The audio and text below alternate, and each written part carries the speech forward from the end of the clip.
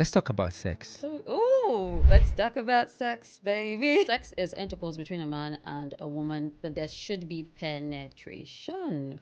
At this point in my life, I can say some kind of penetration. There are reasons for that. There's a vulnerability that you have to give off to your spouse.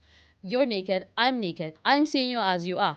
Your pot belly is hanging, there's no clothes, no shapers, no nothing. My boobs are sagging. It's a bind. When you say it's a binder and spiritually, when you use the word spiritually, I am thinking, how about people who have slept with multiple partners? If you meet a lot of people, it's likely that you are not just one person. Someone who you have met multiple times, you're likely going to be a lot like him. Why do couples get to look alike? Sometimes they don't look alike when they're dating and when they get married. After some years, you find out that these people look alike. Oh, Yeah. they bound themselves together.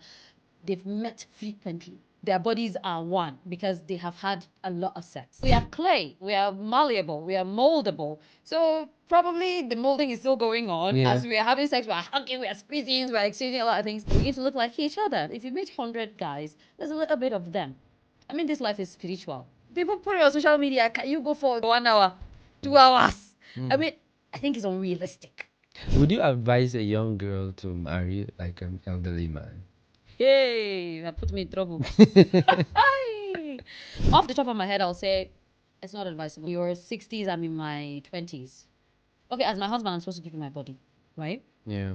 But you gotta satisfy me. You cannot be disappointing me.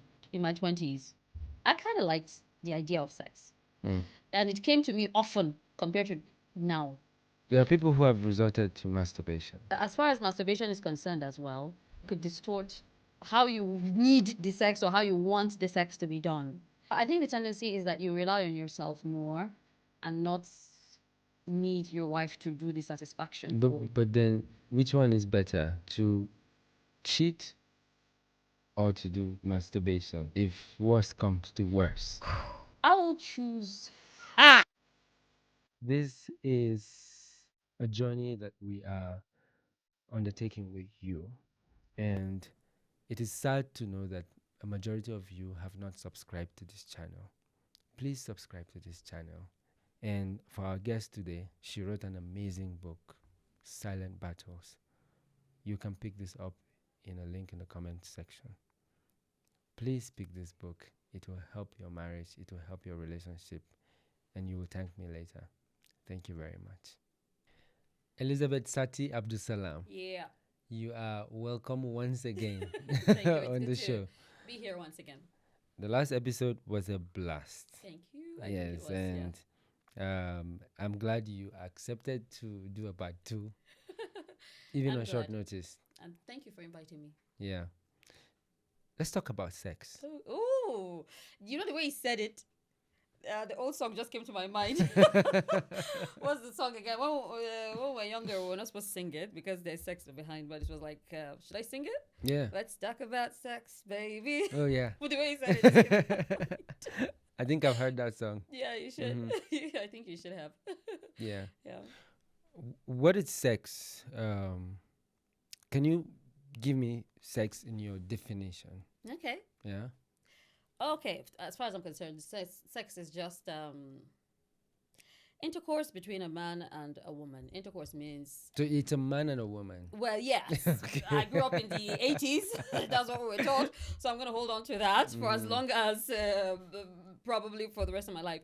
So as far as I'm concerned, again, sex is intercourse between a man and a woman, but there should be penetration. At this point in my life, I can say some kind of penetration. There are reasons for that. But when we were young, just penetration will be good. Yeah. Wow. Okay, great. So, there is a battle over what is moral and what is immoral. Yeah. What is the context for sex? Context for sex. Yeah. Could you expatiate? What's the reason for sex? What's the reason? Satisfaction, procreation. Procreation. I think I'll leave it at those two. Okay. Satisfaction, procreation. So, how about favors? Well, when you say favors, what do you mean? Because favors might fall under satisfaction. Because if you're giving somebody a favor, you're trying to satisfy either him or her or something. Yeah. So maybe there could be a wider context to that question. But for me, even if I'm giving a favor, sex as a favor, it could be to satisfy the person who I need a favor from. Yeah. So I think we can still Yeah. put it under any of Yeah. those two. I mean, I was talking about, obviously, you said procreation Yeah. and satisfaction. Yes. I've heard of married couples use sex to make up for something, you know? Oh, absolutely. You know, it's a binder. Right. Sex binds. If you look at it spiritually, and you look at it physically, I think it binds. Spiritually, it binds a man and a wife. Somebody said, Really? a man and his wife, yeah. Somebody said that if you are married and you did not consummate the marriage, It's null and void. is null and void. Yeah. Somebody, you know, apart from the vows that we take and all that, you should consummate, Yes. meet. Probably because there's a vulnerability that you have to give off to your spouse. You're naked, I'm naked. I can see you in your complete God-made, you know, not your man-made clothes covering all the shame and probably whatever it is, or scars or whatever. I'm seeing you as you are. Your pot belly is hanging. There's no clothes, no shapers, no nothing. My boobs are sagging or they're itching. And you know, after sex for couples, they could lie down and sleep, and there's a lot of farting and there's a lot of snoring, and you're in a naked state. So I think it binds because this is who you are. You cannot hide it with powders and all that. You are in the room naked, even if you are being paid for that. It is vulnerable and you are binding. Now it goes spiritual. Somebody will say some of the curses that you carry is because somebody that you slept with had a curse. Wow. So you slept with that person and it binded you with that person's whatever spirit the person is carrying. So yeah, it's a binder. I mean, when you say it's a binder and spiritually, when you use the word spiritually, I am thinking, how about people who have slept with multiple partners? So there's this artwork that I'm sure has gone viral and it's still coming back. When I was much younger, I've seen it and I still see it these days because it just speaks. What is it? It's a person, and they tore open, I think from somewhere. Yeah, I think I've seen that. Tore art, yeah. open, and then there's a lot of faces, you know, Yes. within the midsection, and it's actually something that says you got a lot of people in you. You're not. We've heard of bipolar. We heard of people that have different personalities, but this one, when I look at it from they say art is what you see. You might see something different. I might see something different. What I see is that this person has not just come across. I've come across you, but there's nothing about you that is particularly in me. Not I've not used your blood for transfusion. Yeah. I've not your bodily fluids and mine have not crossed. Come in contact. That's not what happens when you have met somebody sexually. When you have met somebody sexually, some kind of bodily fluids exchange. You know, whether it's oral, whether it's the male male organ and the female organ penetrating, some kind of bodily fluids pass. Sometimes I don't know, saliva and stuff like that. Yeah. Then you become something about you, as far as I know, I'm concerned, is deposited in me. So yeah, if you meet a lot of people, it's likely that you are not just one person. For someone who you have met multiple times, you're likely going to be a lot like him. Okay, this is another example people give. They say, why do couples get to look alike? Sometimes they don't look alike when they're dating and when they get married. After some years, you find out that these people look alike. Oh, yeah. And someone said yes, because they have bonded themselves together. They've bound themselves together. They've met frequently. Yeah. So their bodies are one because they have had a lot of sex. So if you and your boyfriend are meeting again and again and again, you're not married, so it's likely that this guy is going to be a lot. Is going to be a part of you. The households will say, "Zama de me sadda kanwa yakan kawo farin kai." What it means is you've been with this person for so long that you're acting like him. You are more or less like this person. If I'll use your vocabulary. I'm likely going to start liking the things that you like and stuff like that. So we'll begin to look. We are clay. We are malleable. We are moldable. So probably the molding is still going on as we are having sex. We are hugging. We are squeezing. We are exchanging breaths. We are exchanging a lot of things. Probably there's a lot of molding going on. We begin to look like each other. So yeah, if you meet 100 guys, there's a little bit of them. I mean, this life is spiritual.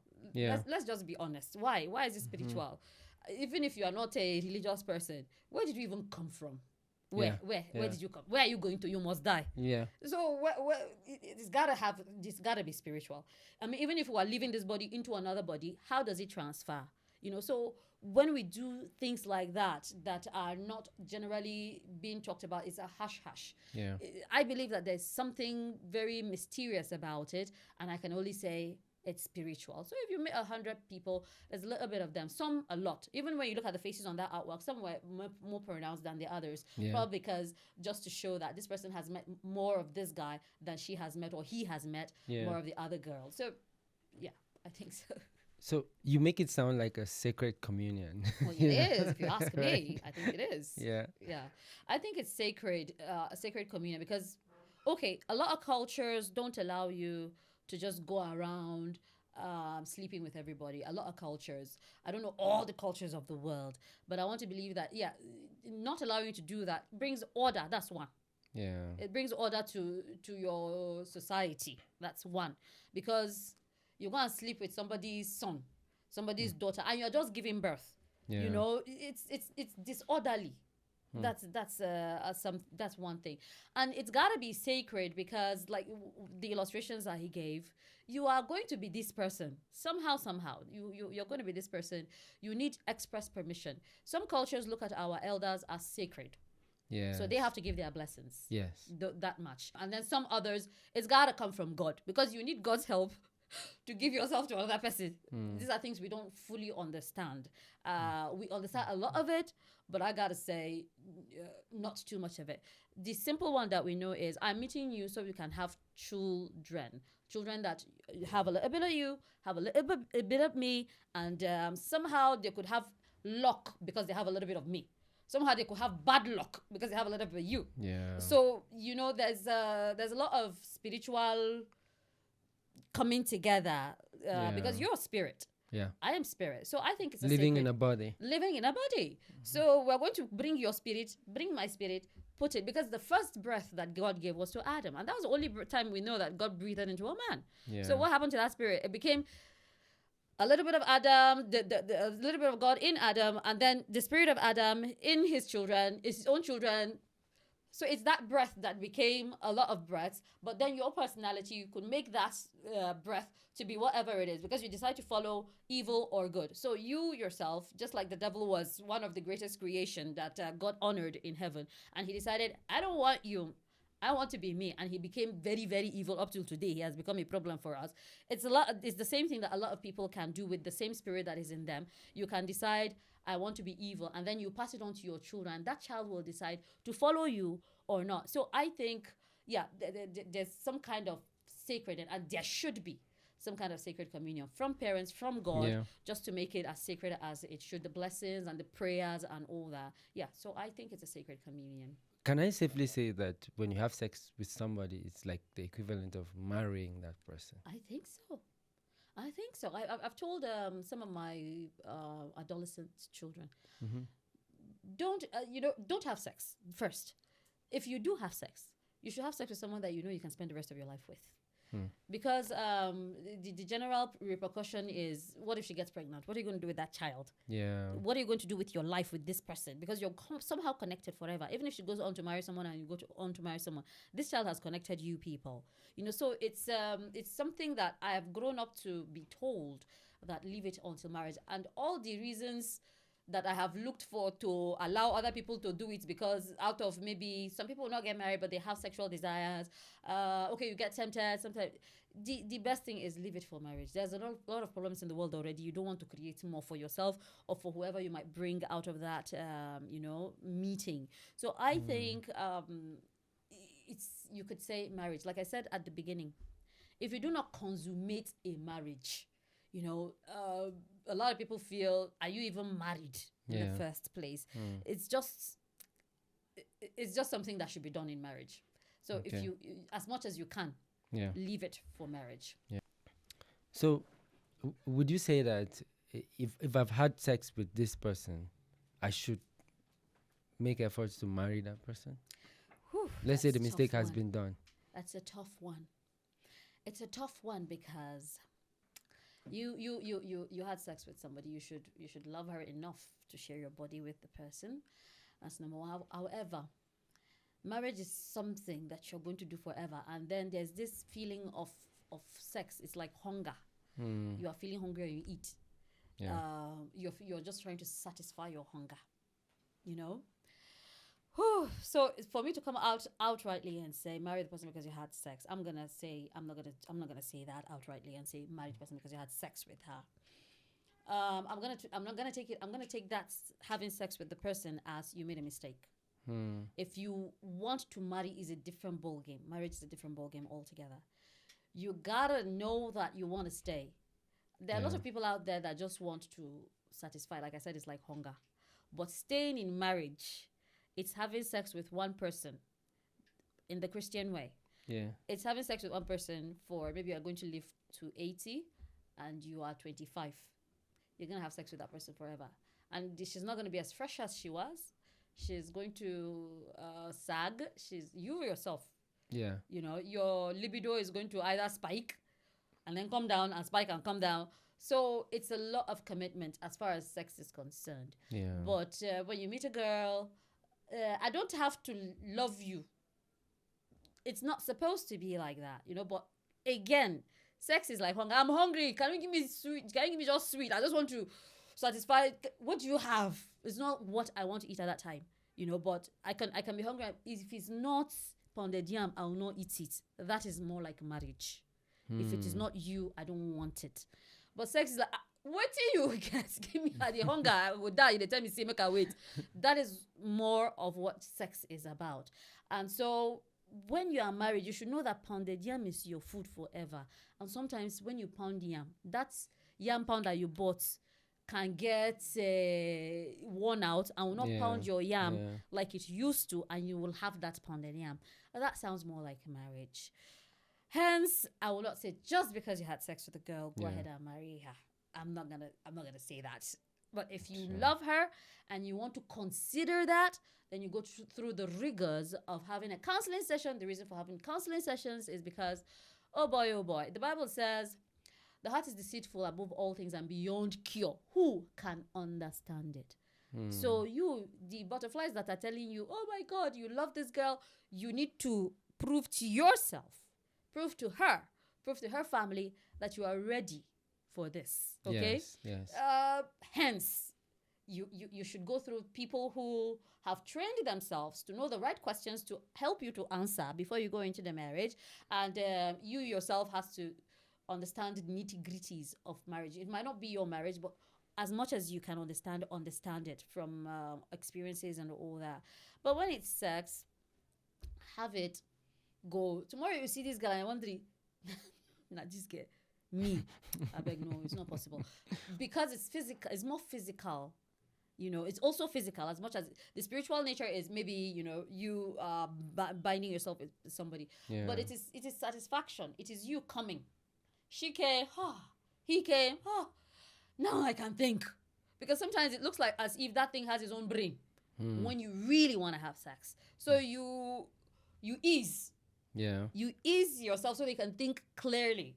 And that is better done in marriage because it helps you not to fall into problems. Like you want to think clearly, but you had sex with a girl and then she's gotten pregnant for you. You're not going to be thinking clearly for a long time, So I'm not going to say get married to her because you had sex with her. I'm going to say, if you still want her, if you realize that this is the girl you want, do it the right way. Honor her, honor yourself, honor your body, honor your parents. Give society the order that it needs. Then go ahead and marry her. But if it's a mistake, leave her alone and don't move on to the next girl. And they have to have sex with her and then realize that you don't want it. But know that these emotions are just created to help us express ourselves, not to explore and destroy other people. Your emotions are created for you, not you for your emotions. So there are things that you can handle. There are things that you can control, including sex. Yeah. So Yeah. It's interesting you use the pounded yam analogy, right? Because a lot of people, have this. I mean, I've heard a lot of people talk about the fact that a man needs some form of variety. ooh, variety is the spice of life. Right. Yes. So when you say if you ordered pounded yam, you're gonna eat pounded yam for the rest of your life. You will. If we're using a common sense, it's going to sound like, oh, this person is going to get kwashaka or something because he's not eating a balanced diet. Well, the soup can be different, but then if we say the soup can be different, that means maybe he can go to other girls, yeah. So it can actually be very funny, but the thing is also, if we're going to still stick to the pounded yam analogy, okay, maybe because I use pounded yam, if I had said yam, then maybe we can say you can do porridge or fried sometimes and all that. Yeah. I think I like that. Because if we had said yam, you can have your wife is changing. This is not who I was. Someone saw my marriage picture. They said, "Who is this?" As it doesn't look like you at all. I was younger, fresher. My husband used to joke and say, "Ooh, juicy." He doesn't do that anymore. The other day he told my daughter, your mommy's juice has reduced too." Oh, wow.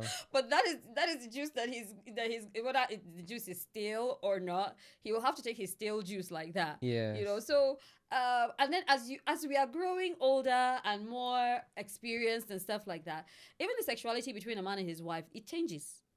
Okay, when you're married, you're young and you can do missionary, but I don't know, somehow you're just with a friend or your mind will just say, this woman, the breast is sagging, I don't want to see the breast, turn around, and it turns into something else, another style. So the pounded yam doesn't have to be served on the table all the time. It can still be your pounded yam, but you can eat it on the mat now. In the kitchen, you just you're passing your wife.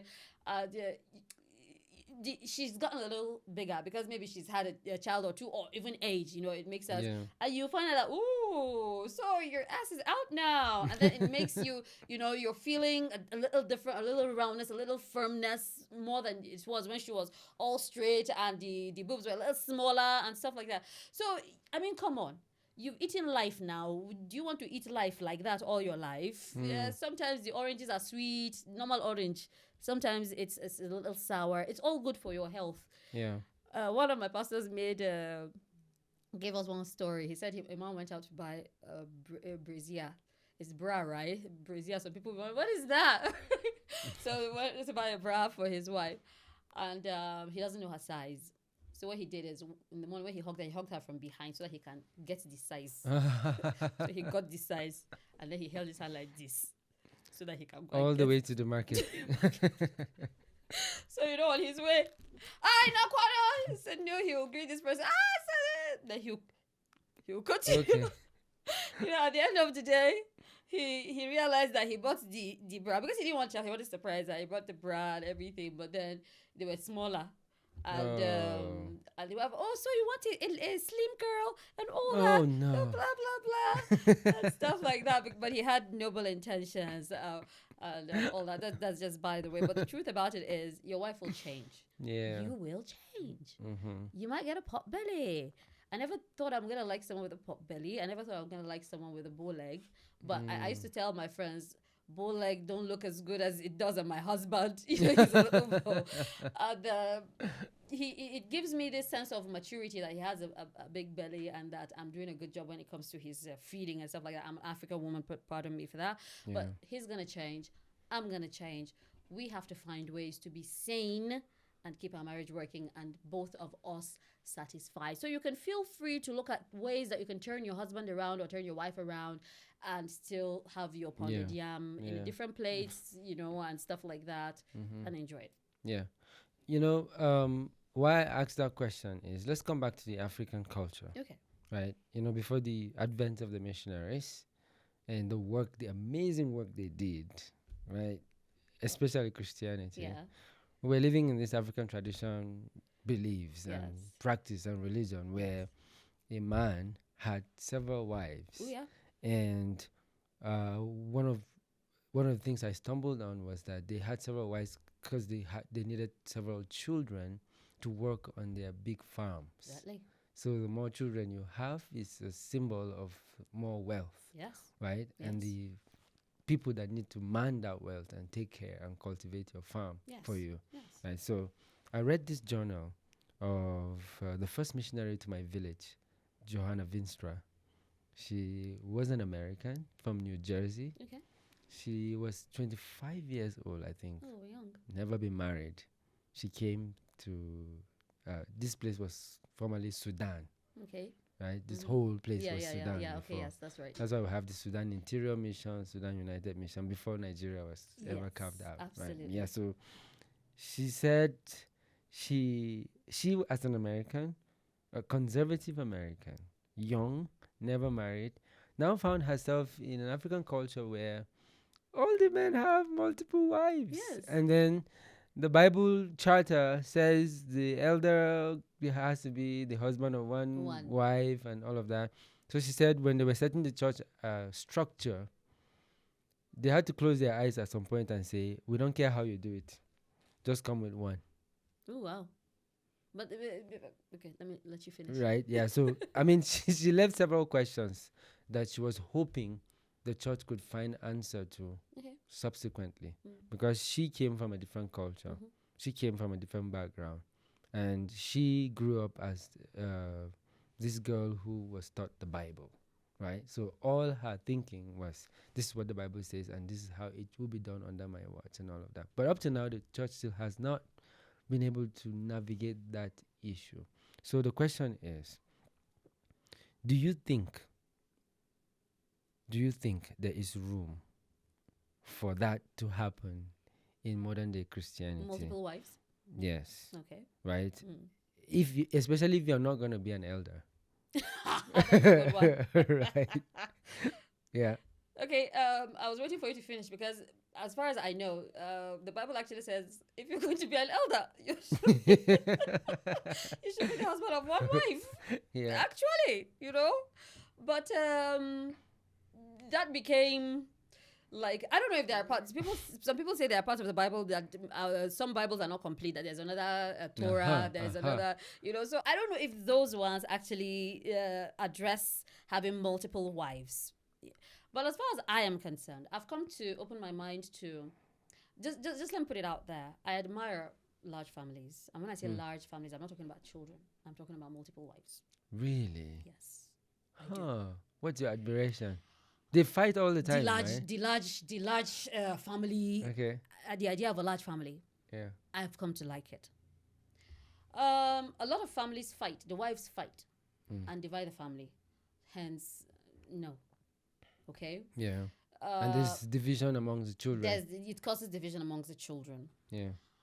But that's not the story in every family. Okay. I've also, it's kind of strange actually for you guys. I'm not a man. But my common sense, woman common sense will tell me I'm going to be tired. I'm not going to be able to satisfy two men. Me, like this, me. There are women that we have seen in some cultures that they are the ones that are married to multiple husbands. That was a little strange. That's a little strange, but it's still happening in some places in this 2025. Let me say the year so that somebody listening in the future will know. It's still happening in some cultures in 2025. It could be reserved cultures and all that, but then it's still happening that they have multiple husbands and they're cool with it. She takes care of the children. Everybody meets her. She basically doesn't have to do anything. Of course, she has 5 or 10, or let me not say up to 10. One I've heard is about 5 men who are providing everything for her. So, why should she work? She does the house chores. She gives them their food and everything. But if I was a woman, I want to be able to take it. Me that I am. Me as me I am now. Pardon me. I won't be able to take it. So I'm not going to be able to take it if I was a guy. I believe that. Because satisfying one woman is a lot of work. In my woman mind, let me emphasize that. Because I don't know how strong a normal guy could be. Probably if he goes like 3 times a day, if he goes like, and I'm talking about every day. I can't do every day in the first place. I can hardly do twice a week. Me in my woman mind. So going to Christianity, I don't know if it could also be a health issue. I'm bringing in health because if you see a lot of churches, they came in with, especially the Sudan Interior Mission and stuff like that. They came with schools and they came with hospitals and they came in with them with the gospel. It goes together. So a lot of things about the Bible also are influenced by culture. Yeah. Let me say that. E.g., marriage that we're talking about. You can't just marry somebody without. The Bible actually allows for parents to be involved. There's some kind of honor. There's some kind of understanding. So the parents somehow should know. You just don't up and carry somebody's child and go like that. So I've also been told that cultures actually differ. That is why we here will cover our hair and worship God, and somebody will go to church with his trouser and his hair open, and that's still okay with God. Why? Yeah. Because culture. And that is why some women can stand on the pulpit and preach. Yeah. But in some churches, Yes. in this just self, you as a woman, you cannot even climb pulpit. You keep short. You keep shut. Because culture has mixed with religion. Yes. And somehow it is allowed. You know, so you come to Nigeria and somebody has 5 wives and he's become a Christian. So what does he do with 4 wives? I'm gonna be lost. Yeah.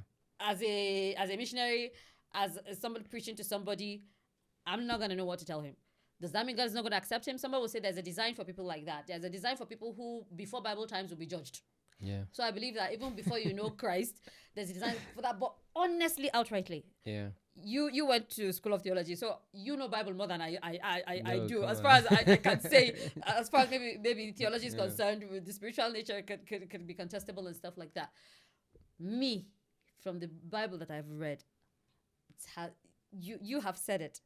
If you want to be an elder. So probably let's look at leaders are the example. Okay. Probably in that case, if you are chosen to be a leader, it gives you some kind of credence. It makes you some kind of perfect. I'm using air quotes. Let me state that for those who might not be looking. Because humanly speaking, Yeah. you know, but we also understand that it is God that allows or institutes leadership. Hence, the person up there is supposed to be an example to us. Yeah. Hence, we should follow suit. Yeah. To the best of my knowledge, that is what I can say. In that case, marry one wife, because the example of perfection is supposed to be one wife. Yeah. So that you don't have issues between them. You might be matured as well. It could cause you a lot of distraction probably.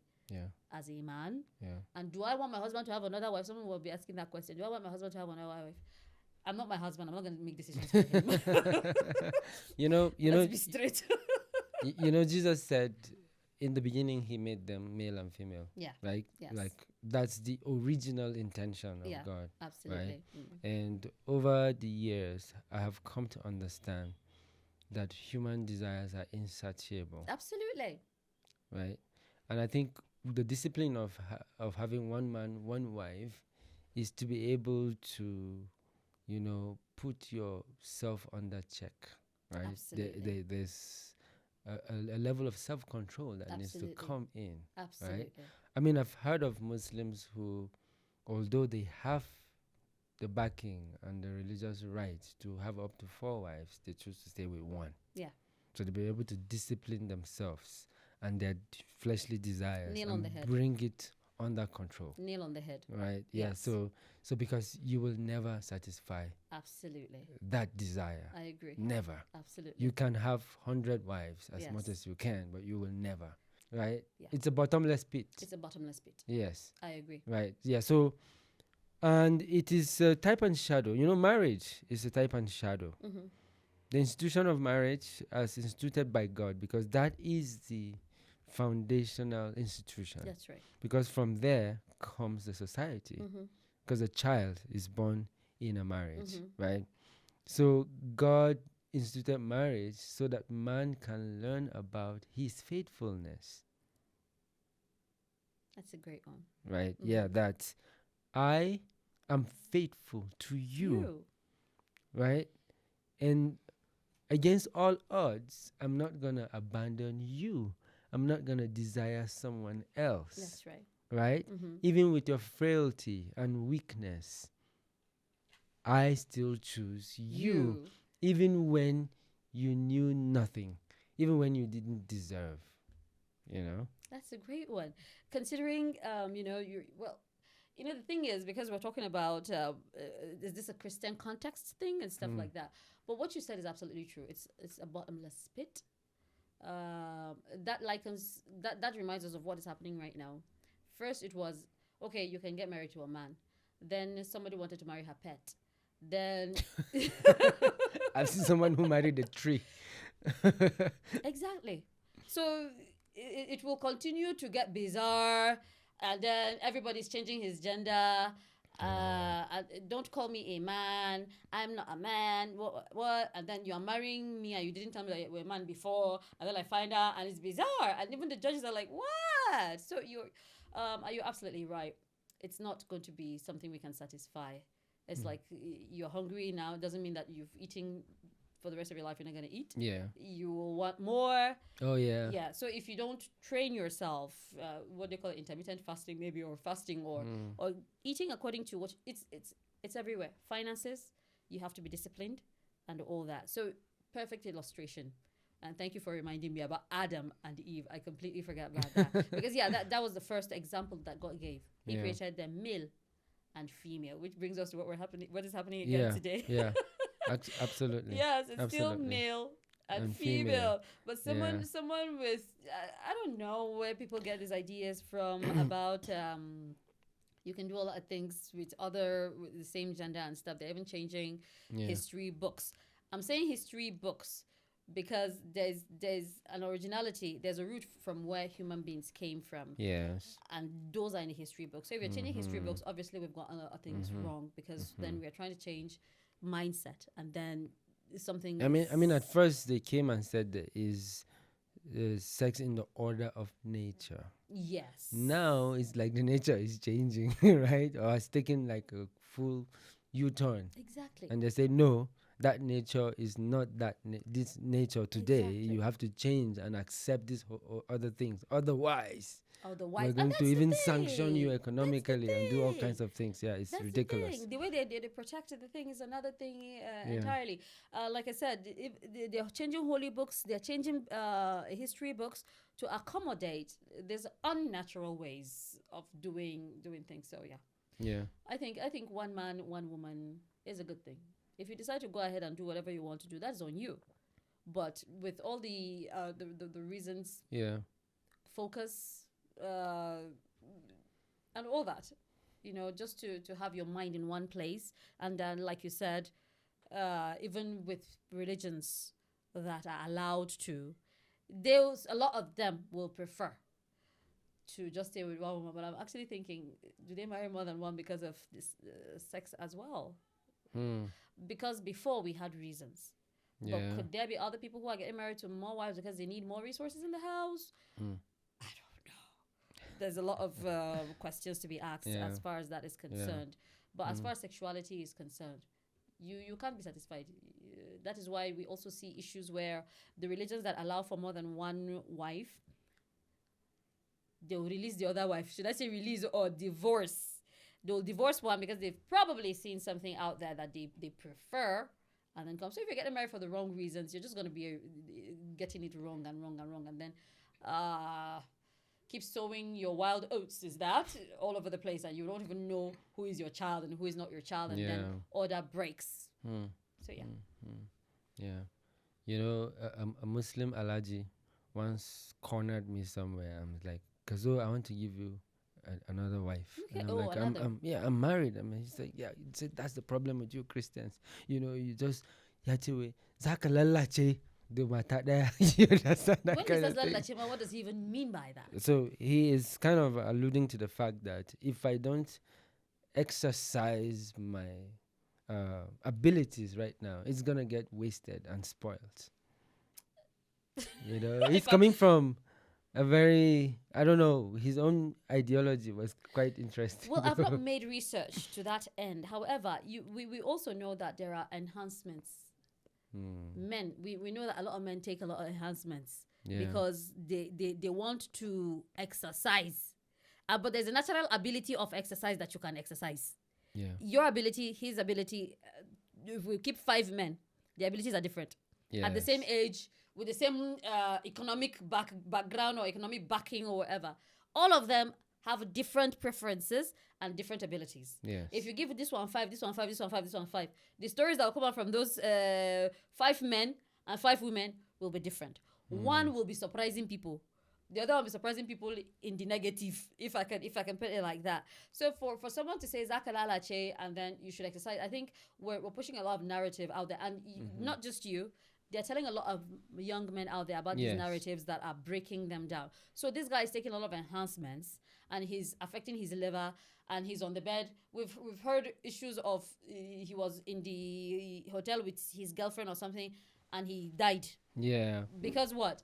I'm in my 60s or 50s or at a decline. I don't know what age your sexuality declines as a man, or I'm at a phase where it declined, and then this hot girl, after a long time, or maybe after 5 days, or it's not like a long time, like 1 year or something, or some it might be, I finally had an erection, like a strong erection. I want to bust my brain. And then you're going to take enhancements, and you don't even know, maybe your heart cannot carry that, you want to keep it for 1 hour, 2 hours.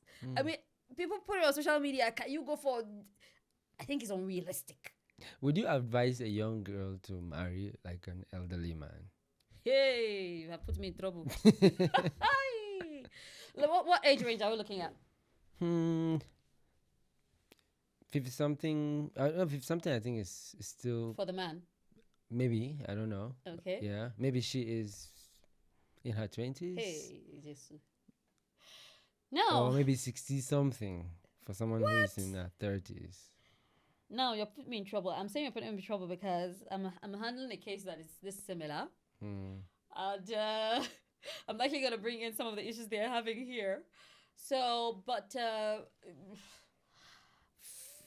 off the top of my head, I'll say it's not advisable because you have to go through extensive pre- and post-marital counseling for that. You're likely going to keep going to counselors to ask for advice.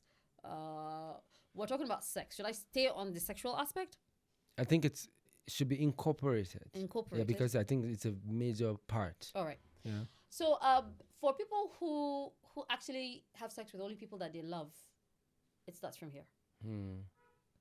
I have to defeat you. You want to have sex with. I'm not the example of every woman, but for me, you have to defeat my head, for me to give you my body. So if you have women like that, and you're in your 60s, I'm in my 20s. Okay, as my husband, I'm supposed to give you my body, right? Yeah. But you gotta satisfy me. You cannot be disappointing me. Yeah. And when you're at that age, I want to believe that there's some kind of decline. Yes. And when I'm at my age, when I was at that age in my 20s, I kind of liked the idea of sex. And it came to me often compared to now, when I was when I was that young. I could come home and I'm just watching I'm not even watching a sexual movie. The thought would just come. It came more often. Meaning, if I had a husband then, I would have preferred to have sex more often. Yeah. And I'm not a man once again, but from what we have read and probably, heard, it declines around that time. And even if it doesn't, he might not be able to go as long and as hard, for those who like it hard, as he would. And he might, if he can go 3 rounds in one night, it might go once, So I would say, if you're going to marry that man, you better know what you are out for. You should understand your body. This is what your body needs. It will change. It's not a straight jacket that if it's like that, you want it today, tomorrow. It could change. His size also matters. A man on the large side, for women who could be tight, could cause them pain. So she needs to heal. She needs maybe 3 days so maybe once a week, because he's that big. He's expanding her. So she might experience pain. She might like it though. I'm not saying she will not like it. So she might need to heal, even if it's at that age, because oh boy, it pain her. Some women are not even enjoying it because it's paining her. But if he's on the what do you call it now, normal size to small, she can go every day. Sir. Today he wants it to, but he cannot give her the every day. and he's not causing her the pain that she will run away from him to give him the time to build up a libido again. So somebody said, you women keep telling us that all women are the same. All women are not the same. That is about the only good reason that I've heard that all women are not the same. And this is what he said. All men are not the same because he said it in Hausa. And if I say it in Hausa, it's kind of going to be raw, but we're talking about sex anyway. It can get more raw. It can get more raw than that. He said, "Chika dua winter." But no, ni kari keze chika haninka. Zakamasa. You know, you feel the mercy more than watching a no. Kana come on pimple ne kana taba. I'm watching taba whether we like it or not. Wow. The physical moves the men. And there are some women that have a lot bigger breasts and bigger backsides and then some have very tiny ones. Yeah. So for men who get moved by seeing it, you know, by just seeing a well-rounded boobs, he's had an erection. So when you're passing, the same man that is moved by this one's boobs, he can't get moved by another woman's boobs, you know. So as far as he's concerned, that is what makes this woman different from another woman. Yeah. So let's get a little deeper. Now that I said deeper, the ramin da ba a iya cikawa din, it differs. Yeah. Physically looking at it differs. Yeah. Pubic hairs. Some women style theirs. Some women remove theirs. Some women leave it. That also could we've heard that some men like it when you leave it natural with the hairs. Some men like it when it's empty. All those things can also cause erections and not erections and all that, and can keep sex going. Why am I going there? Because it can keep sex going. It can keep a sex life alive or dead. So when the age disparity is there, and he's an old, let me use old guy. He's old. He's 60 years old. Anyway, and he likes it old school. And you go and shave, and the guy is feeling you, and then he takes his hand here and there's empty, and then he goes down. Like, it happens. The silliest reasons can make a man go down. It's like, because his mind is like, oh, I'm going to bust her brain, but he's trying to bust his brain too anyway. So he can get it, and it's not there. Yeah. And he's not feeling it, and he has taken you to cloud 100, and then he's leaving you to deal with the pent-up emotions. How? You frustrate her today. When is she going to grow back that hair? You guys are married. And he's actually using that as a reason why he doesn't have erections at his 60 years. And you are thinking this man is just not wanting to fulfill his marital vows to you. Yeah. So little issues. But he's doing his best. He's doing his best. Yeah. Because he doesn't understand why you are doing that. Maybe one of your boyfriends had encouraged you to remove it or to style it, and he doesn't want it. So I will not outrightly say marry or don't marry. Everybody has his own call, his own race, his own cross. Understand it. I read a story of a young woman who married an old man because he had money. Oh, you see that? And so her target was the money. Yeah, the he money. Will die. He will die. Guess what? He buried her. Oh, you see that? I was like, okay. And then he'll marry another person. And even the understanding, the way people talk to each other can. Someone said that there are people who get turned on by intelligence. Yeah. The way if we connect, talking. So at that disparity of age, they might not see things in a similar light. Let's not even look at the same, in a similar light. So she's serving him. Even the serving of a husband in the olden days can make him say "Kai kizomana." You know, and the dressing in the olden days, women will tie wrapper. They said that they were insulting our mothers, that we don't understand that wrapper is easy to remove, yeah. You know, when she's serving him, the wrapper will just open small. And Baba is done with his food until he eats the main food before until he eats the person who cooked the food before he eats the food. So for turning people on, I think there's a lot. With age disparity, you get married, you learn, you have a lot to learn. The way he understands talking, you're on social media. He's wondering, can you put down that phone? I'm going to seize you. He's talking to you as if it's your father. Because he understands things like your father would. Yeah. So two of you, Seth, you have to be ready to go all the way. So if you find love there, I'm not going to stop you from doing that, but please understand your cross and carry it with honor. Yeah, that's a beautiful one. Understand your cross and carry it Yeah, with with honor. honor. So I was having a conversation with a reverend, and he is rather a reverend of an evangelical church. I won't mention the name of the church. And he said something to me. He said, nowadays we're as pastors we're having to counsel a lot of marriages that are failing, and a good number of those cases are sexually related issues, right? It's either the the sex life of the marriage is not active, or one partner is more active than the other, or after marriage some partners find out that their partner have a dysfunction, like micropeniles, erectile dysfunctions, and some really medically unexplained or unexplainable conditions, right? And he said they're even considering doing some kind of test before marriage, right, to know what it is. So what can you say about marriages? Do you think marriages are suffering largely because of sexual issues, or do you think there are other issues? I think sex is a big one.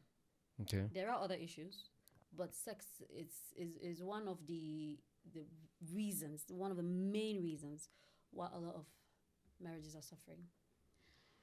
You've mentioned some of the reasons why. It's either they're not compatible, which is the general language you hear on the streets. We are not compatible. And compatibility can range from, like you also said, compatibility can range from one is more active than the other, or so one is not open to exploring compared to the other, and then all the way to medical issues that you can hardly explain. Yeah. Which is not the person's fault per se. But if you knew, you should have told me. Usually that is the issue. You should have told me. Or someone will say love is enough. Love is not that enough, humanly speaking. Now, Baba Reverend is true, is right for saying that. But I told my mom something. She told me an issue about a couple that didn't want to be together anymore. And one of the reasons was because he was not, he had a penis. Okay, I don't want to say that word, but he has a penis, but it wasn't working except for peeing. It cannot get up. Oh. There was a term you used, penile. Micropenile. Micropenile. So of course, when you get married, you hope that you will have sex, even if it's once. But of course, we need it more than that, because you gotta be satisfied. There's something that sex does to just relieve you, as a woman, as a man. For him, who has the dysfunction, there's nothing he can do. So sex is not a go-to place for him to either connect with her or to release or something. But for her, it is, because he didn't tell her to get ready and then know that there will be no sex in the marriage. Yeah. But I told my mom something. There's no problem that does not have a solution. I've always believed that problems and solutions are twins. They always get, they're giving birth to together. Why did I say that?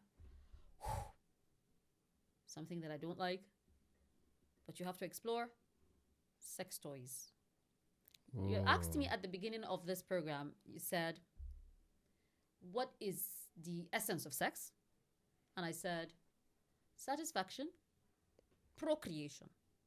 The procreation part, we will talk about it, because there are options. There are adoptions. There are, if he can produce sperm, what we call on the street test tube babies. IVF, all those things, But her satisfaction. Use a sex toy. Wow. You are her husband. Be naked. Buy the artificial thing that you don't have, and use it on your wife. She might not be open to it today, but I have this problem. Be open. Before I get married to you, I'm doing this for life. We can live for 100 years together, and I'm getting married to you at 30. We have 70 years together, and I'm not going to have sex. I want to have sex. You cannot help it. You don't need it. But I can touch you. I can touch your ears and make you feel nice. I can kiss your neck and go down all the way. I can do a lot of things to your body as a man. The main engine is not working. But there are other ways that I can make you feel relaxed on the bed with me as your wife. Pardon me, there are young people in this, I don't know, but I can lick you all over. Oh, I can, we can do a lot of things with our tongue, with our thoughts, I can talk to you as my husband and you are in the mood. It's just that you cannot penetrate me. Come on, should that be a problem? Should that be a problem? Personally, no. In this just, we have a shop, I can call the names that you can go and get the part of the body you don't have. Oh, wow. If you didn't have an arm, sir, and you had the option of buying a mechanical arm, will you buy it? Of course. Wow. You make it sound very easy. Maybe because I've come to accept it. Okay. But So also it's a question of acceptance. Yes. Also because I want to believe in my life, there's always a solution. Wear that thing. It can be worn. Some of them can be worn. Enter your wife. Satisfy that woman. Let her come. One of your problems have been solved. The other one is how do we make children? Even men that enter their wives with the engine that they have with their penis, it's not all that that God have allowed yet to have children. They are looking at options. They're satisfying their wives, but if they want children, there are options. Everybody knows that one. But that this man that you love, you covered it, so we are blaming you as the man, because you didn't tell this woman. The wedding night, you didn't satisfy her. 2-3 days, you are still running away. Of course, it's two questions, and it's hurting, it's breaking. Madam, I cannot satisfy, but this is what I can do. Satisfaction is penetration, sir. It's the technology is so good that some of these artificial penises come. I don't know how to do it, but it does. Don't ask me how I know. But that could be rather expensive, though. Is it? Yeah, I don't know. I'm just saying. I don't think so. If it's that techie. Okay, if it's that techie, yeah. If it's that techie, maybe it can be that expensive. But a woman who understands you, there are times that you and your spouse will have sex and the man won't come. For a woman who loves you and wants you to release, she wants you to come. For a woman who knows that you don't even have a penis to use, when she just understands, when she comes, that is the satisfaction. I'm sure that I've never been in contact with anybody that has had that issue, but I want to believe that he will have a way of releasing his tensions. I'm naked with you. I mean, that is a lot of intimacy from where I'm standing. I'm hugging you tight. I'm touching you all over. I'm closing my eyes. You're closing your eyes. We're talking. Our tongues are rolling. That's some kind of satisfaction. Should we refuse all other things? Because of a lot of people will do the romance or foreplay. I think that's the right word or term. The foreplay. And then when the man enters, he has come. You have technology that maybe you can time it and say, I want to come after 30 minutes. I don't even know. Or after 15 minutes. Or once your wife comes, its job is done. You go and wash it and keep it for tomorrow. Remove that thing. She's even happy that he will not go and shit. Sorry, I'm trying to do broken English, but the thing came out. She should be happy that he's not going to go and cheat sexually. Isn't that what a lot of marriages have been broken for? Because my husband is having sex outside marriage. You have a man that cannot even do it. Wow, you're not mincing words. Yeah, and I'm scared that I'm not mincing words. Well, I guess I'm supposed to a little bit. No, come on. I mean, at some point we gotta have these conversations. Absolutely. Because these are increasingly becoming so rampant by the day. I mean, you go to the courts, you hear of divorce. Yes. The church, separation. Yes. It's, I mean, when I heard this pastor talk about the sexual issues in marriages, I knew that, wow, there's a lot of problem. Absolutely. And, part of it is that when you look at the sexual education we've been given growing up, it's really very little. Or sometimes even none. What did they even tell me? I can't even remember. Right? Did I even have any sex education apart from movies and books? Personally, I can't remember having sex education with my mother except That was the much of sex education we got. What did I get from the church? It's a sin. Yeah. So what do I do with the feeling?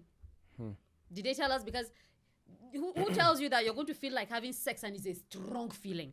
Yeah. Please, who will tell you that is a crazy strong feeling that you want to grab? You can almost want to grab any man. Yeah. Sometimes you pick a phone and call your so-called boyfriend. But what is making you call him?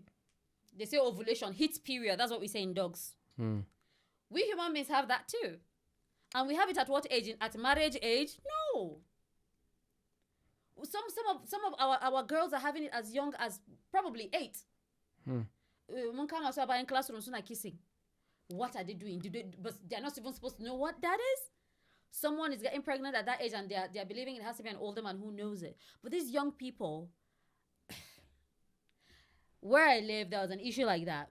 These children are in primary school and none of them was up to class 4 safe. And they were doing things with themselves around, and it was just one girl. How did she know that she can allow boys to touch her? What is she looking for?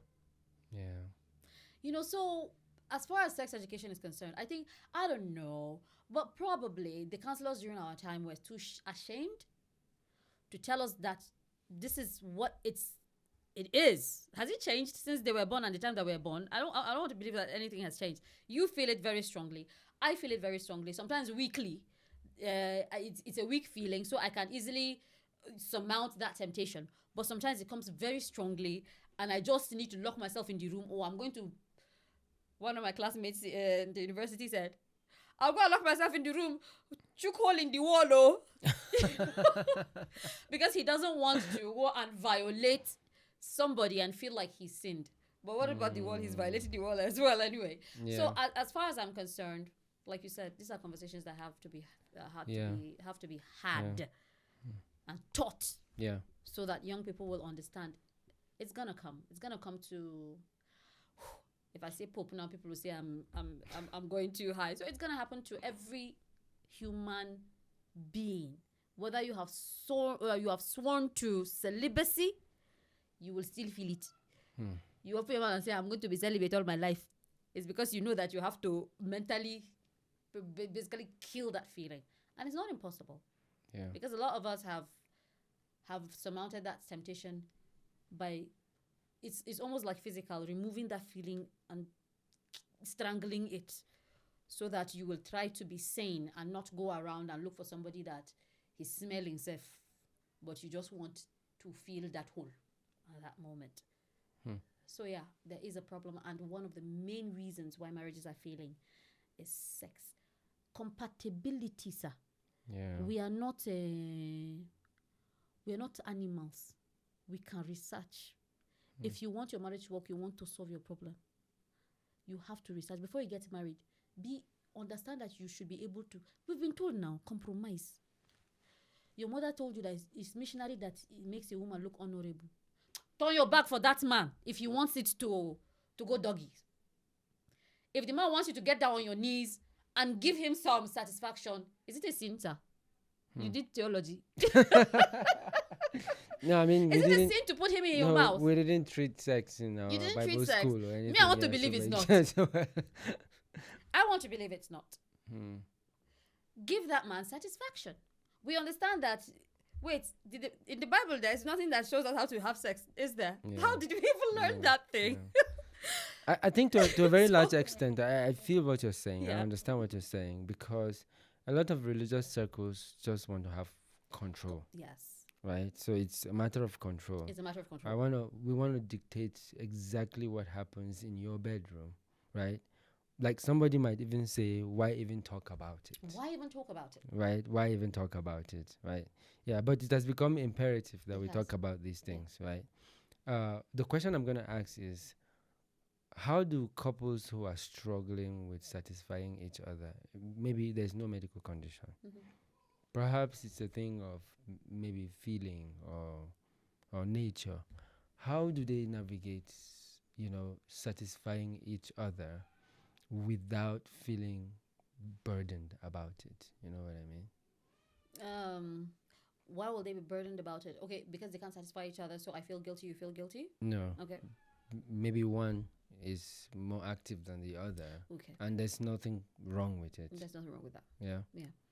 From where I'm standing, every marriage, most marriages have similar issues, but not the same. Hmm. Because what problems can we have? Yeah, sexual, finances, So these are things that we can give them umbrellas, but it's not similar. Why am I saying that? Your husband's size is not her husband's size. I don't know how many sizes we can have if anybody has taken the time to, but their sizes differ, and so also the women. What causes satisfaction, however? Foreplay is one. You have to get the person to that, especially women. Yeah. Someone said when we're growing up, when we're growing up, someone would say, a man is like fire. He just goes up.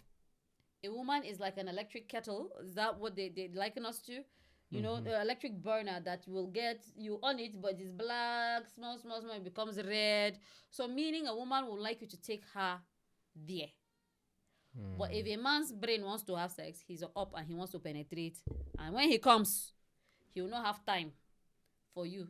Because, I don't know, something about coming makes you so relaxed that you want to sleep near or something. But except for maybe some men who can go again and again and again. So if you need to satisfy each other, you have to know what satisfies your partner, because you have to be selfless. You're looking at yourself, but you're looking at satisfying her. You're looking at yourself, but I'll say that again. You're looking at yourself, but you're looking at satisfying him. I don't know who is more difficult to satisfy. I cannot say man or woman, but it's because it's an individual thing. Yeah. So you have to know each other. And that happens over time, not just one-time sex. Probably that's why we have to have it in marriage as well. Yes. Because I might not satisfy you the first time, so you run away from me and say we're not compatible. But we have not explored our sexuality. Because we were supposed to get married as virgins, which is what religion preaches. A lot of religions preach you should be a virgin until you get married. Where did I learn all these things from? That I saw, who is any popular actor on in a movie doing, doesn't mean that I like it. I might have felt sexual or want to get into sex, but that might not be the way I want it. And I might not even realize it until I see this guy and I feel for him and he probably gets naked, and then again I get scared of the size, or I just get disappointed because everybody on Facebook has said if it's not big, and then you see a normal sized human being and then you are disappointed. So you have to be open to understanding him. He has to be open to understanding you. The first time it doesn't work, what does it do? In research work, in education, all these books have come through a lot of scrutiny, a lot of changes of vocabulary, of a lot of things. Why? Because they have gone through something and it didn't work. They tried another thing, it didn't work until. So in marriage, you learn how to satisfy each other. Yeah. If he's too big and he understands that it hurts you, you could do a lot of foreplay, get you there. He's more patient. He's got to be more patient, because so that when he gets there, or you can go oral and get him to as much as coming as possible. So when he gets into you, he won't hit you too hard to hurt you. After that, you help your wife now. Sure, you people clean each other up. You get some warm compress or cold compress or whatever. Help the lady. It's all part of the sex and the love that we share. If he's too little but he knows how to use his tools, help him. Probably going a little earlier. That one goes in late, and do a lot of hitting. Get her there. Touch her bodies. A lot of women's boobs are pretty sensitive, the nipples. Learn it. In her private part, there are G-spots. What is your wife's G-spot? Well, I think most women's G-spot is the same anyway. But learn how to touch it. Learn how to make her feel aroused. She will come closer. Because some women, you will come last year and she hasn't come in 2025 December. So you have to bring her, get her sensitive spot. Do what you gotta do. Nobody's saying that you have to take your tongue there. Some men like it. Some men don't like it. Your man doesn't like it. Two things you can do. Try to make him like it. He doesn't like it, leave him. Go and pray. God, I want my man to use his mouth. God made it. It's not me that made sex. It is God that made it. If he can help you fast and pray and say you want him down there. But learn, talk to each other. Guy, I feel like this thing. You know, babe, do now. I did like her. Yeah. Talk to each other. You know, having read your book, and I can't really express how deeply satisfying reading your book is. Okay. Silent Battles. Yes, For those sir. of you who have not read this, there's a link in the comment for you to order your copy. Yes, so you can have it paperback or you can have it digitally. So, but I can't help but notice that you and your husband are not always together in the same town. Absolutely. Right? Like he works somewhere and you are here in Jos. How do couples who are far apart, let's say the husband is working in Lagos or it's in the US and the wife is in London, right? How do they navigate this sex thing? Because this is very challenging, I suppose. It's very painful in some situations. It's very, I think it's one of those things that detaches Absolutely. couples. Absolutely. Yes. So how do couples who cannot help but be in different locations navigate sex? Very serious question. Why? Because different couples stay away from each other for different length of periods. Yeah. Let me start from my own case. He comes in every month. He has made it a duty, and so far for about 10 years of marriage, he has kept to that. Yeah. So we spend a good amount of time every month. What happens for the other days of the month? For me, I'm naturally not crazy about sex. Usually, during the, let me use heat period, and that can happen just maybe once a month. If my husband is around, I can condition myself and satisfy him. For those that stay away for 6 months, 1 year, like your question says, what do they do? I mean, I heard of a soldier's wife who have not seen her husband in 2 years. And does that mean that because God understands that you can't see each other for 2 years, you will not feel? No. You will feel the emotion is going to come. His emotions are going to come. I don't know if there's a solution to that, but you have to, if you have to keep the sanctity of marriage, you just have to lock up. Wow.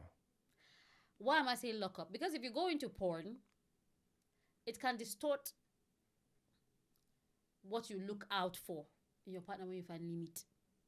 After that 1 year, you might come to this lady and you will despise her more because she's not giving you the things that you saw in the pornographic whatever. If you're a religious person, you know that you cannot have sex outside your marriage. Yeah. So when you are signing up to be a soldier, you got to know that you might be away from your wife for that long. If you're a religious person, you also know that you're supposed to keep the sanctity of marriage by having sex with only your wife.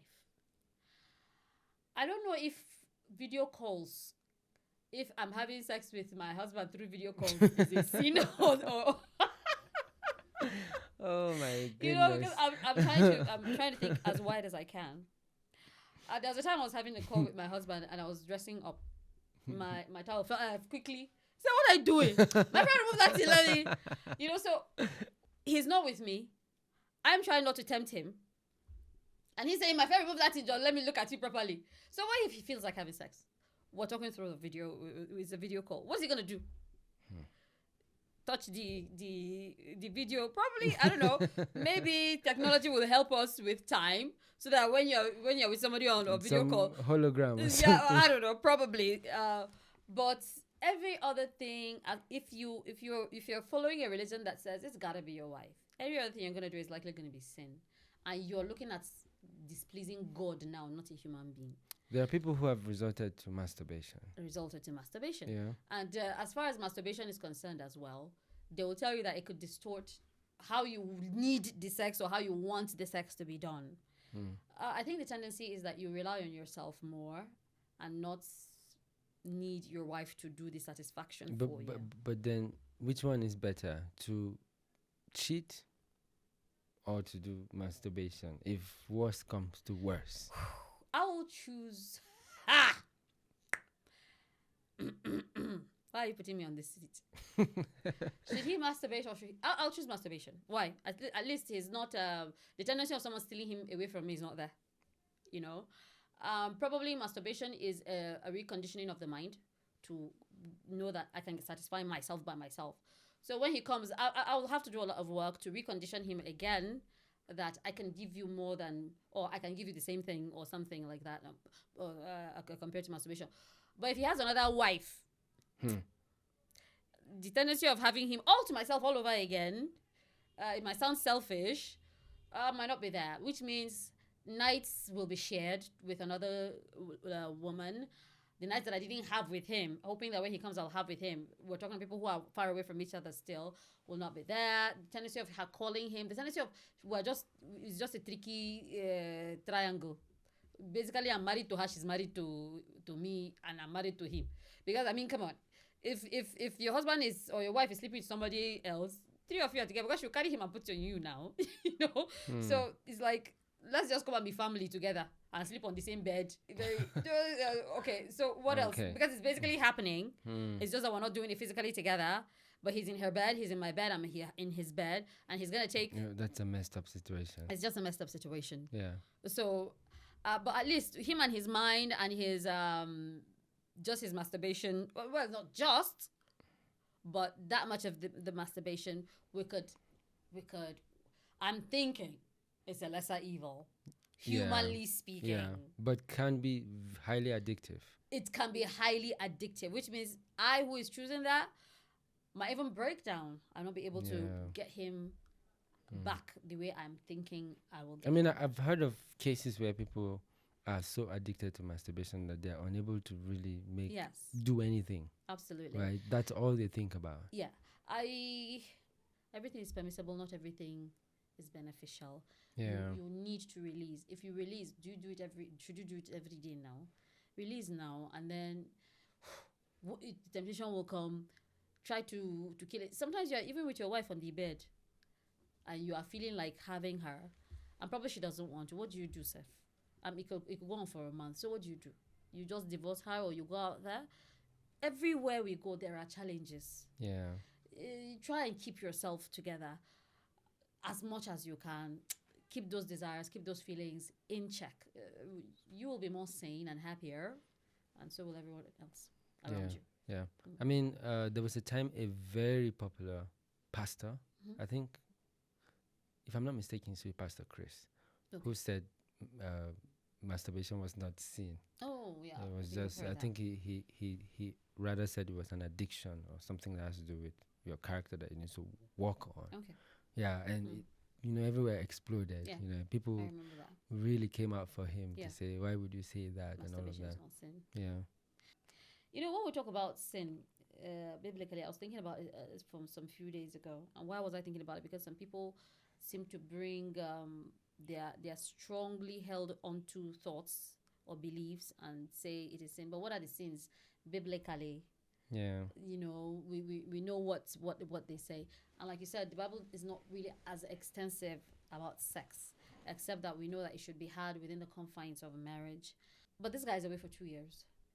He's probably been battling not having sex outside his marriage for 2 years, and so also the wife. Like I said in my book, I'm not away from my husband always, but we were having issues. We will be together on the same bed. And that's the funny thing. If me and my husband didn't sleep on our bed together for a long time, it could be probably once or twice when he would go to the couch. I remember one time he went to the couch and I went to go and lie down with himself. Let's sleep here, But because my mind was in pain, I was upset with him, he was upset with me, our bodies was not speaking to each other to meet. But I had sexual feelings, and I want to believe he did too. And hence, porn, which is some kind of masturbation, am I right? Because he once asked me, so if you're watching porn, what do you touch? As a man, we all know what you touch. As a woman, some of our musicians have given us ideas on what happens. Give her what? Cassava. We've heard in the news of cucumbers breaking candles, Ouch. which is what lesbians used to use. Now, of course, technology has helped them and stuff like that. That's also masturbation, isn't it? Yeah. You're doing pornography, masturbation, because you have to. I believe you have to watch some kind of thing to make you feel some kind of way, not out of your mind. You just be thinking, I don't know. I mean, there are people who have mastered it. They don't have to watch anything. Are you serious? Of course. Okay. But there's got to be something playing in their heads, right? Yeah, sure. Oh, okay. It's probably some kind of very crazy thing that has kept them in their mind. Oh, that's amazing. So, I want to see it from his point of view. It might be a distortion of, it is, from my knowledge of what the original design should be. And it could lead you to doing other things from there. Threesomes, gangbangs, distorted sexualities could come up. You could go all the way to being gay because you're watching a lot of things that is informing your mind. Yeah. You know, so, and then you're doing this to yourself. I also want to believe it doesn't give you all the way satisfaction. Been there, done that, it didn't. I've always desired for him to be next to me when we're doing this. So if I can kill it, I can kill, because I don't know when I'm going to have him. So if I can kill him, I'm killing our marriage. When you're saying the killing, I can see the sword in your book. That's a good one. So it's the distortion. It might not be outrightly something that will kill you immediately or kill the marriage immediately, but subtly, you know, it's creeping. What is that? What's that verse that says something about the foxes, the little foxes that ruin our vineyards, for our vineyards are in blossom. Your marriage is working, you are happy, but then there's this little fox that is coming to ruin your vineyard, and it's coming in subtly. And like I said in my last video, you know, the devil gives us really bright ideas, and it's bright at that time because you're in trouble. In trouble means I need this thing, and it's God that formed it. So go back to God. I don't know. I've not been in the military. It's one thing that I know, that stay away from each other. But we have to order our priorities. We've been told a lot of times that we have to balance life and work. Yeah. You know, so balance it as much as possible. If you are traveling to abroad and you're leaving your wife, I want to believe that you should be able to make enough money to, I don't know, visit each other or come back together. We have to weigh. This life is, we just have to weigh. What is most important? I like it when you talk about priorities, because, you know, we're living in a society where people are constantly chasing money, and they can do whatever it takes to chase that money while putting every other thing in jeopardy. Their family, their marriage, everything can be in jeopardy. That's far as I get my career, you know, going. That's right. Every other thing can go to hell. Absolutely. Right? Yeah, so there's that, right? But also, there is this place where, as a society, we've found ourselves where we have even government institutions. They post people without actually reasoning to say, okay, these are human beings.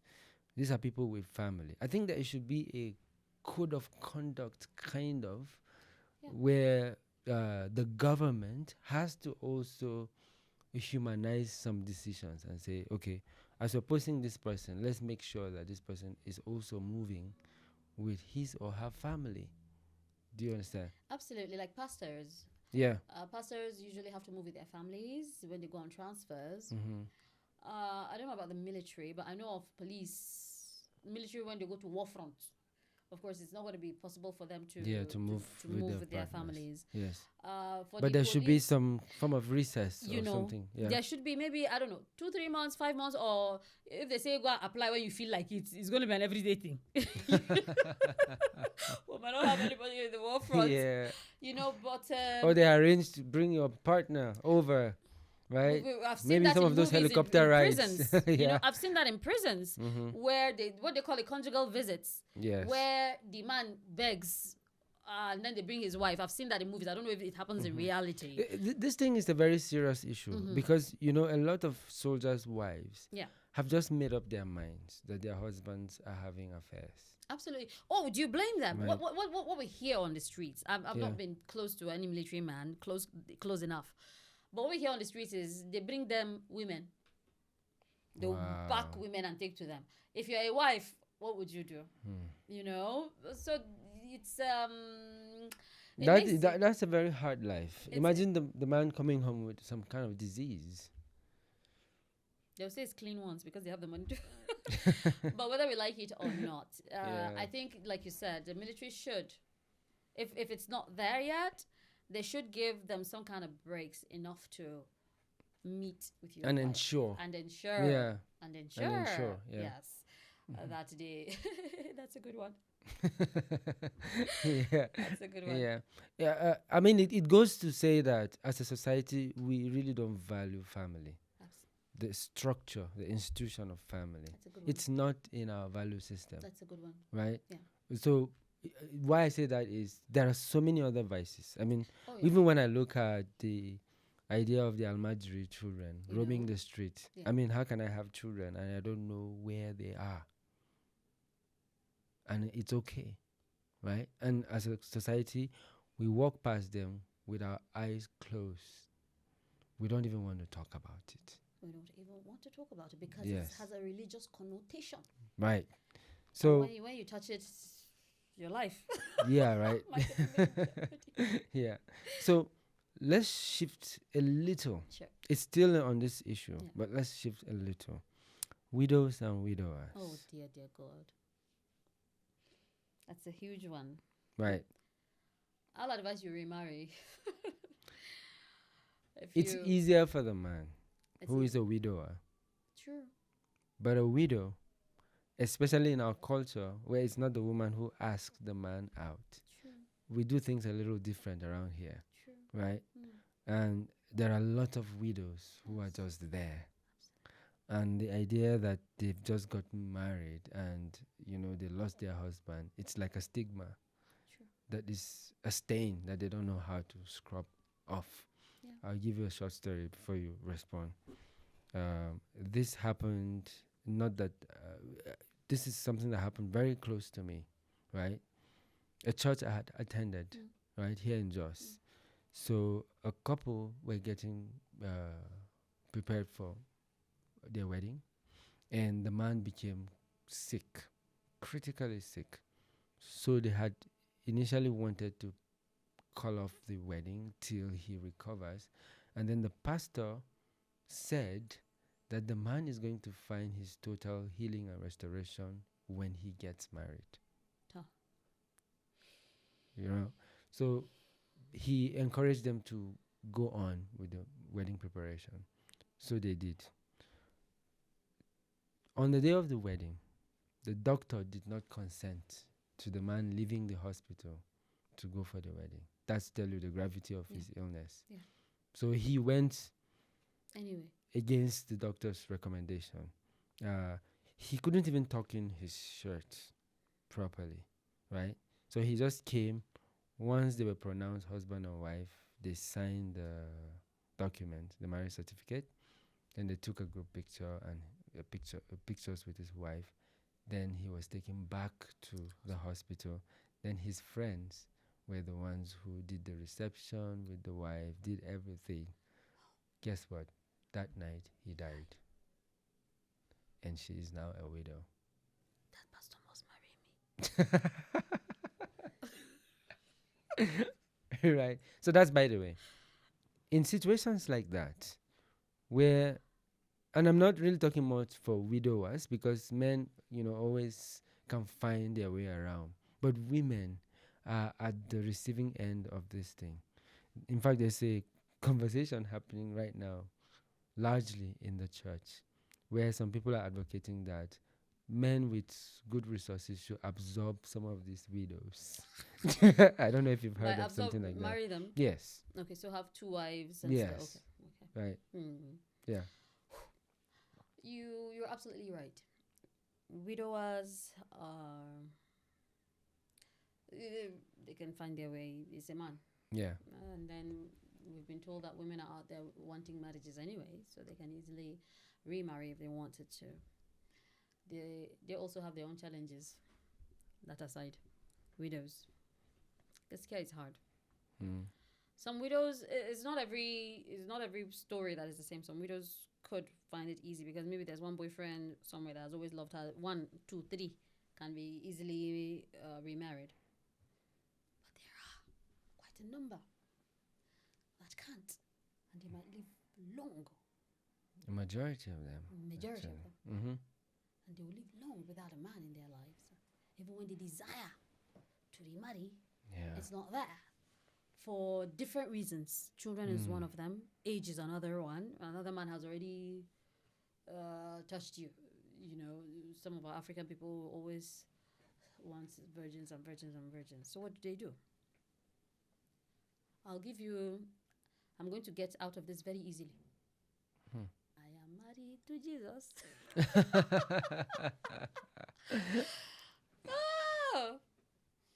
Marry your religion. Marry your religion. Marry your religion. And cover yourself with the religion. Kill the desire for wanting to have sex. If you do it long enough, it should help you out of that. But that's easier said than done. Absolutely. That's the truth about it. My next door neighbor was widowed last year. The husband doesn't even stay with her. So once in a while he comes and then she's happy and giddy and all that. And then he was supposed to come back. I think he had an accident on the way. And that was it for her. And one day she said, I did look for person who go scratch that place, oh. Wow.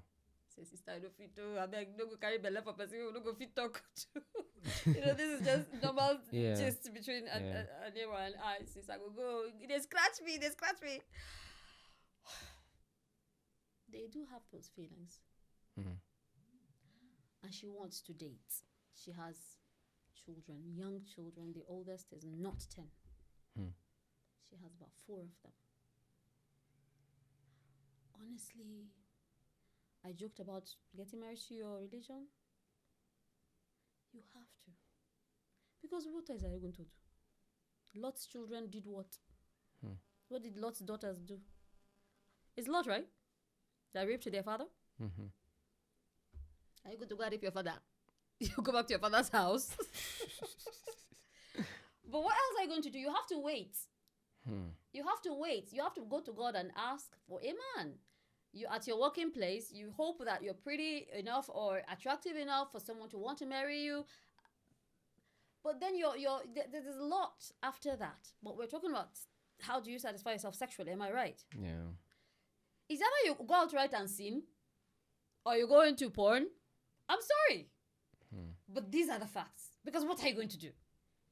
If it's hard enough and you gotta have it, is either you are religious enough to kill that feeling. So you have to choose. Because I'm not advised that you go out there and be having sex. For a lot of the reasons. You will even feel a lot less of yourself. Yeah. I mean, who will be giving you that sex? Who? Is it another person's husband? Is it another a widower? Then why won't he just marry you if he's a widower?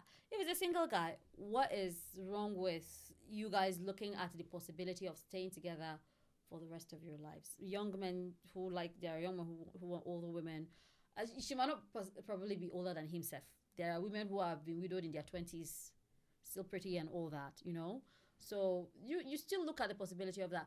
But most importantly, you submit to the way the world works. How does the world work? Some people still get married and they are fine. Some people can kill that feeling. A lot of women in their marriages are not even having the sex. Are they going out there? A lot of them have to fight these feelings. We always fight one thing or the other, whether it's in our office or whatever. This feeling is hard, it's strong, but resist the devil and he will flee from you. It is not the devil. I'm just using that illustration to tell you that if you can resist the devil and he will flee from you, then you can fight emotions, can't you? So if you can, I mean, at what age? I'm asking you. You don't have to answer me. At what age did you started having sex?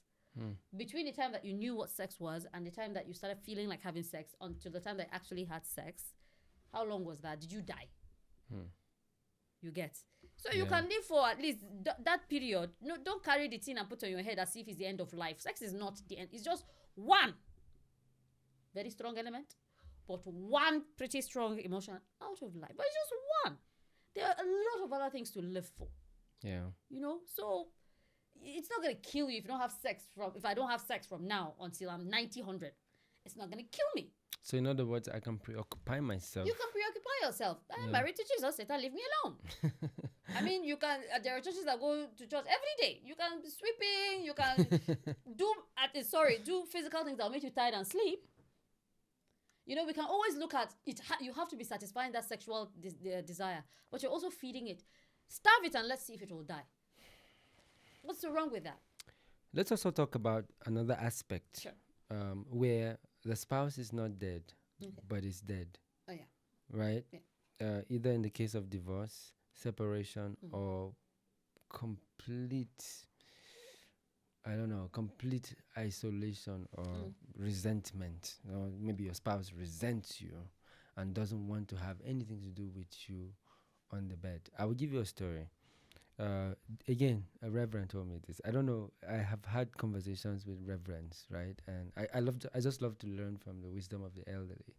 Yeah, and he gave me this story because it's a story that breaks him every time he remembers. Because he said he had these members, a married couple, in his church, under his leadership, who the wife came and said, "Pastor, I have a problem. My husband doesn't really stay at home these days. Can you talk to him?" So they said they'll talk to him. She came back another time and said, "My husband is seeing this other woman. I heard and I've seen her and I've seen him do this.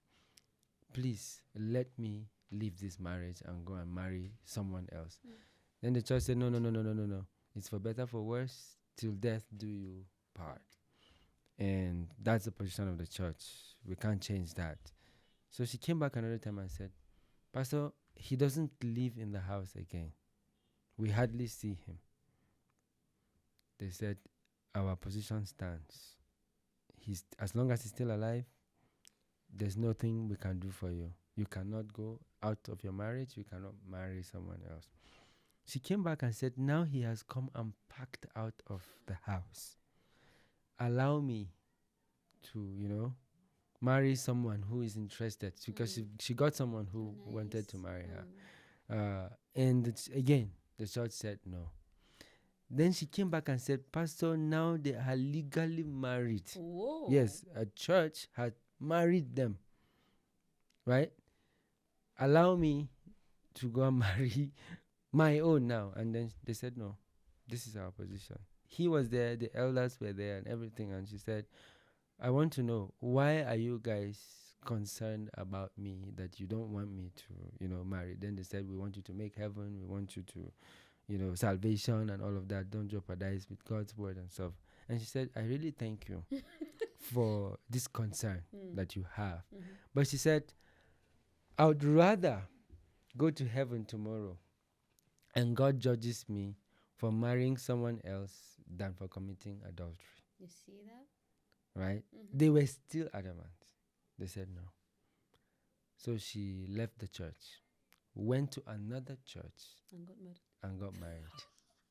So he said for him, he learned the hard way that you don't use one brush to paint all marriages. For every situation, you have to trust God to guide you, because he felt like he lost his flock. Okay. Remember when Jesus was talking about you should not divorce your wife? Yeah. Something about it was because of the evil in their hearts that the laws of Moses told them that they could give a certificate of divorce. Yeah. WWJD in our world today. Honestly, WWJD. Honestly. Because with your illustration, sir, she wants it. she's not cut out. I've been telling myself, I'm not cut out to be alone in this world. I've always wanted to have a companion, which was one of the reasons why I got married. And then my husband will come and do this to me. Me, I don't like being alone. No. You know, it's going to get me crazy. And then he's legally married to her. And he's outrightly telling me he doesn't even want me. It's not even a case of, I'm marrying two of you. It's a case of, I don't even want you. Yeah. Honestly, what do I do? As far as the church is concerned, it's basically still adultery now. I think biblically, if you leave your husband and you go outside, he is committing adultery, even though another church got them married, and so is she. Yeah. Both of them, as far as the church that we know is concerned, the Bible that we know is concerned, both of them are adulterers. The man that married legally in another church. So why the other churches got them married, I don't know. But I have heard that actually some churches don't really care about going to the history of, yeah. So those are the issues. We human beings too. You can get married in court too. I did it. Yes. Secret marriage. Yes. Oh, guys, And you should pick up this book. I could have realized, yes, I could have realized later that he has had a family somewhere. Then what would I have done? Because I took him to my parents. He took me to his parents. They knew that we were dating and all that. Yeah. But when we got married, you know, they didn't know.